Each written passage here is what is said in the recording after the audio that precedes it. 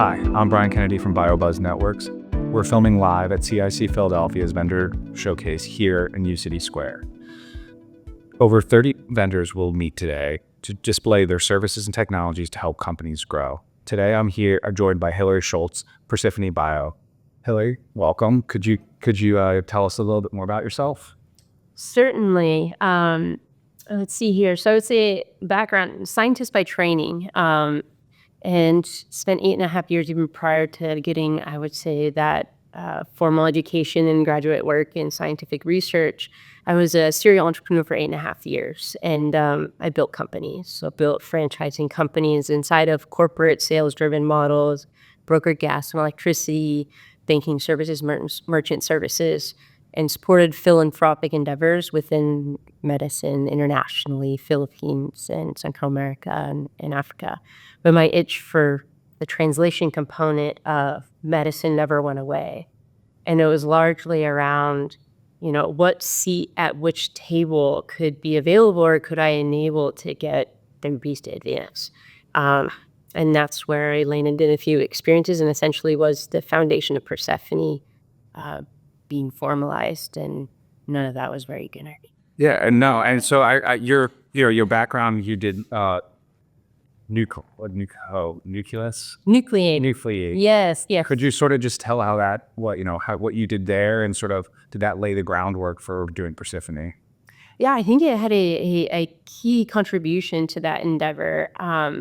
So Nucleate is an international incubator accelerator. And during my time at Harvard, became familiar with and friends with the founders of Nucleate. And their entire goal was to democratize the access to information and both resources for researchers in institutions and at the bench. How is it that you form a company? How should you be thinking about experimental design? What is fundraising? What is a cap table? So on and so forth. And they match them with mentors. And, in my role, or as I assumed roles within Nucleate, it was on the order of taking the scale-up business that I had done and helping enable this nonprofit to scale and grow globally. So what started in Boston is now operating in 32 university centers around the world in 12 global regions. And a lot of impact has happened. And from that also, and building out organizational development at Nucleate, that helped that scale and demand and integrate into ecosystems, it gave me a greater lens, a very broad lens into what are the pain points in early translational medicine. What is it that, not just in an education or academic thought exercise of company formation, what are the actual pain points of forming a company? And negotiating the licensing agreements, for first-time founders, it's scary, and there are consequences to all decisions made, when you endeavor on that journey. So can you sort of explain to some listeners, what is a venture studio? Yeah, well, I think the most simple term is we're a company that builds companies. So, in that essence is we double down on the supportive resources that companies need, right? When you start a company in the life sciences, you need subject matter experts within that indication set, the modality. You need executive leadership that can fundraise, that can operationalize, that can engage with strategic partners. You need to think regulatory and all of the components needed to get it to clinic. And typically not one individual, or I would dare say they would be a unicorn, but a singular individual that has that capability. In a venture studio, our ethos and our strategy is to bring the best of the best together that have done it at scale through all stages of clinical development, and drug discovery to clinical development, and bring them into a unit where we can engage earlier with that expertise and mobilize them around early companies. And then we actualize the build out of those companies and the operational level and execution. And our team is exceptional. And so we diffusely support, we have 5 current portfolio companies that we've established over the last 6 months. And we fundraise for them, we invest in them. And it's just under one umbrella, and things go quicker.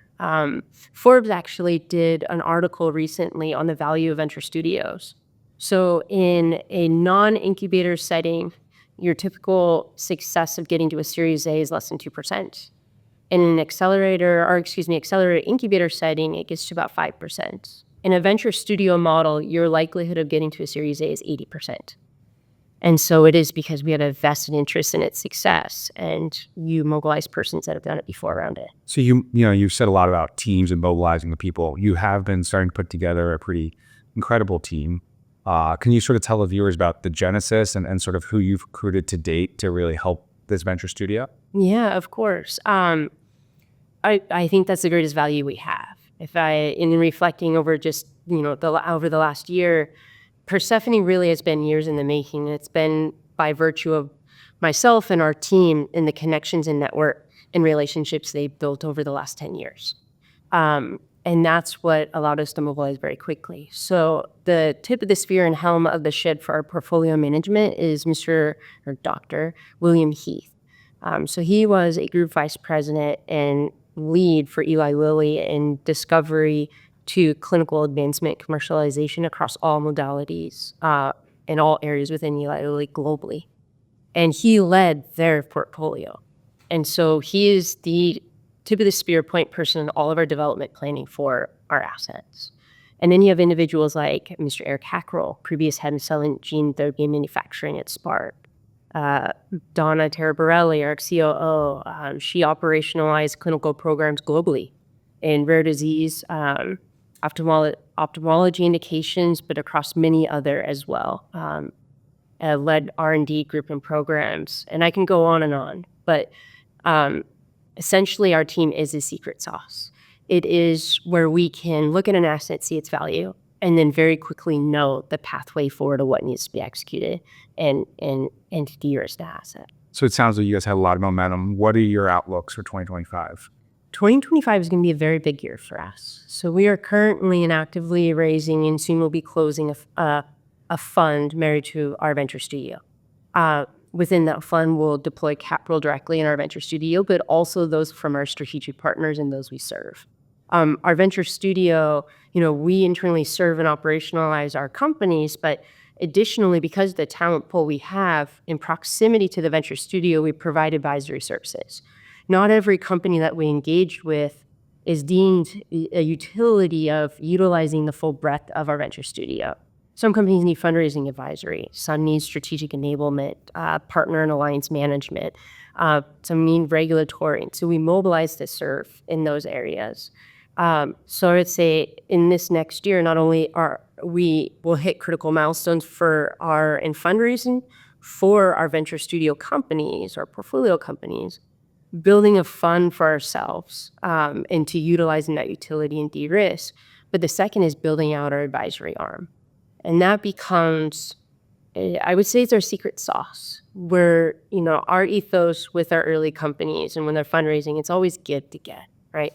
So if you're fundraising, you get that term sheet, you're having to give up. And it's one of the baggage producing things and door closer downstream is if you're not able to negotiate good terms.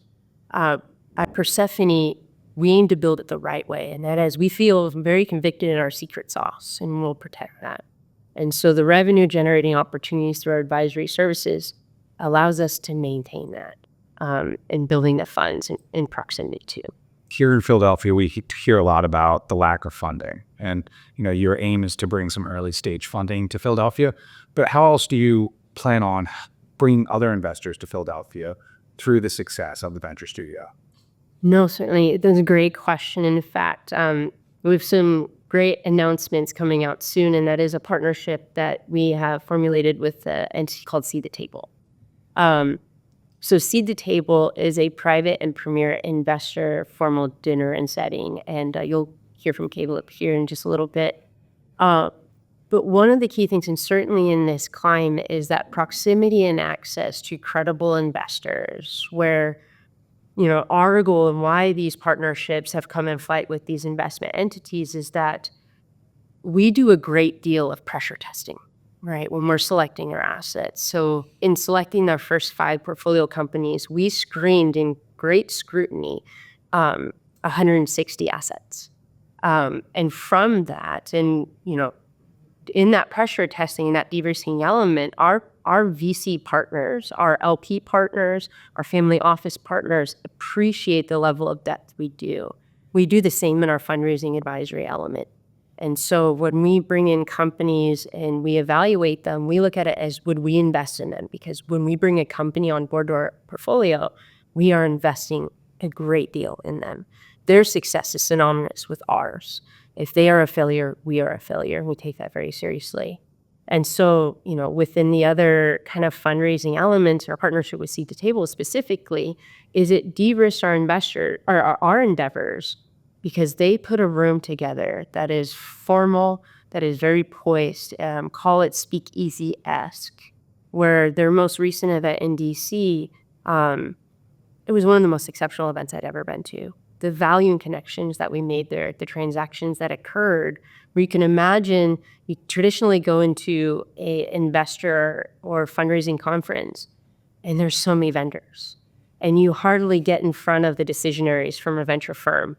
In their event, it's 100 investors with 6 companies and qualified investors. It's pretty Sounds like quite we need here in Philadelphia. Yes, it will, and we are bringing it here, so we certainly are doing that. And then you guys just recently opened up a space here in CIC. Why CIC? Why uCity Square? Yeah, and CIC is incredible.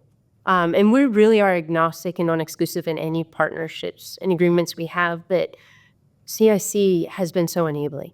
It's by virtue of just the environment. It's the first really incubator accelerator that I had been in within Philadelphia, where I can run into persons in the lower lobby that are strategic enablers, that can be joint partners, that have needs that, they serve openness. Their facilities are incredible. Their Zeiss microscopy lab and that high throughput.